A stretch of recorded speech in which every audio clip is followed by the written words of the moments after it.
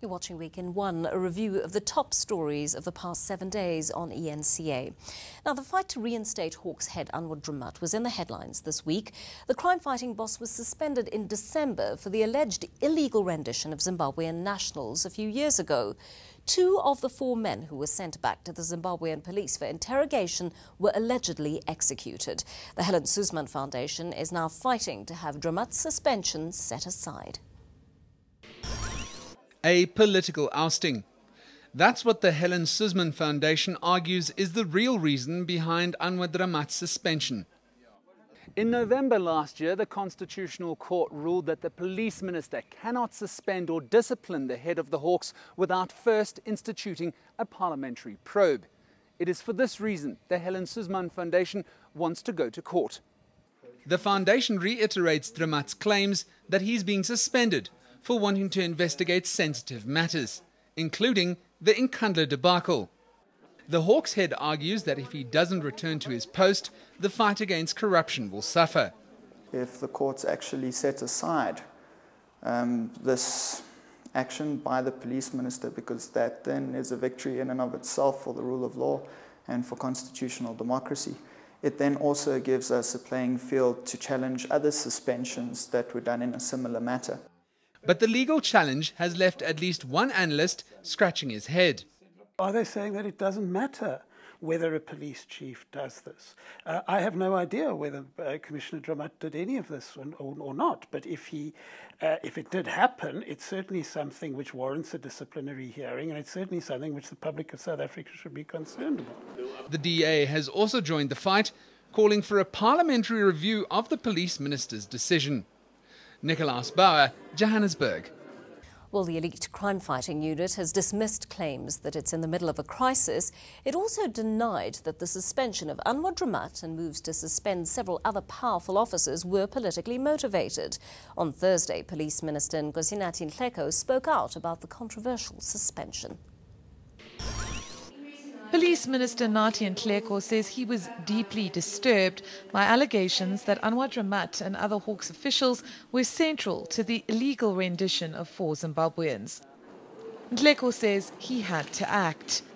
The Helen Suzman Foundation is questioning the minister's right to suspend Dramat, saying that the law says he cannot do this without involving Parliament. But the minister disagrees, arguing that the fact that Dramat was suspended on a precautionary basis with full pay undermines claims that he acted unlawfully. The fact that the Minister of Police has conceded that this case is urgent does to some degree show that government is taking Dramat's allegations very seriously.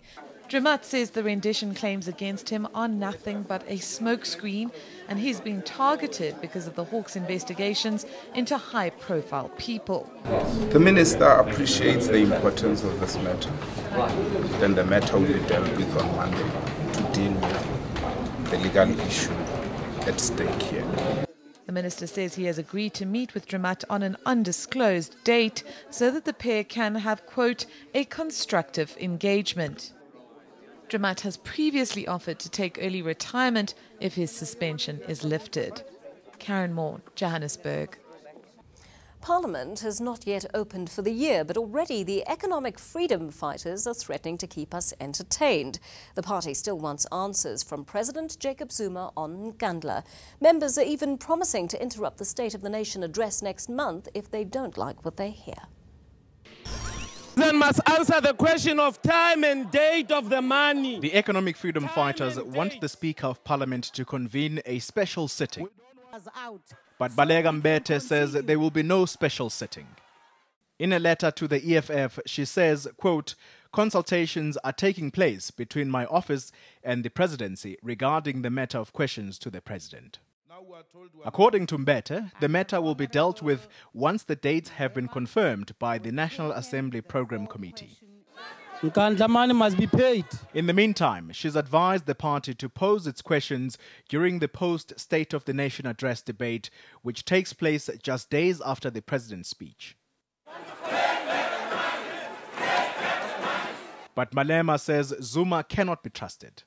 We're not being disruptive. We're scared that if we don't hold Zuma accountable on the 12th of February we are likely to see him again in 2016. He may not come back after the State of the Nation because he has proved that he doesn't take Parliament serious. Go. 1 hour, man. Go. What's more, the Speaker says if the EFF goes ahead with its plan to disrupt Zuma's speech, this then potentially constitutes intimidation. Honorable President, please. I've answered. The State of the Nation address takes place on the 12th of February. Mozambique, Johannesburg. But the DA doesn't agree with the EFF plan to possibly disrupt the State of the Nation address. Heckling in Parliament that forged the unlikely bond between the DA and EFF to try to remove an unruly. It appears the DA has now changed tack. The EFF's planned disruptions of our State of our Nation may be in fact good for high drama, but it does not help to restore the Parliament's role as the apex of our democratic mechanism of accountability. The DA still wants Parliament to set 5 days this year for Zuma to answer MPs' questions. The presidency has responded, saying Zuma's annual calendar always includes parliamentary work. Leanne Jansen, Parliament. It's been a difficult week for two countries in our region, with floods making headlines in Mozambique and Malawi. In Malawi, the floods may have killed as many as 50 people and displaced up to 70,000. The country's government is now asking the international community to step in, saying it needs aid as soon as possible. It's mainly the north and central parts of Malawi that have been affected. Livestock, crops and homes have been destroyed, and roads and railways have been cut off. Well, in neighbouring Mozambique, waters are also on the rise. At least 34 people are confirmed dead following severe flooding in the north, and more people are reported missing. The South African Defence Force is now preparing to help flood-stricken areas in the Zambezia province. The team consists of helicopters, South African Navy divers and medical personnel. The country has once again been hit by severe flooding. It started around midnight. They came to wake me up. They have lost a lot of things, their houses, their goods. Scores of people, including children, are feared dead. Flood waters swept away part of the bridge which carries the main north-south highway across the Lichungo. Flooding has also cut power supply in some parts of the Zambezia province. More to come on Weekend One. Meet the jewel thieves who pay for parking, and who was the real Jan van Riebeeck? We'll find out after this.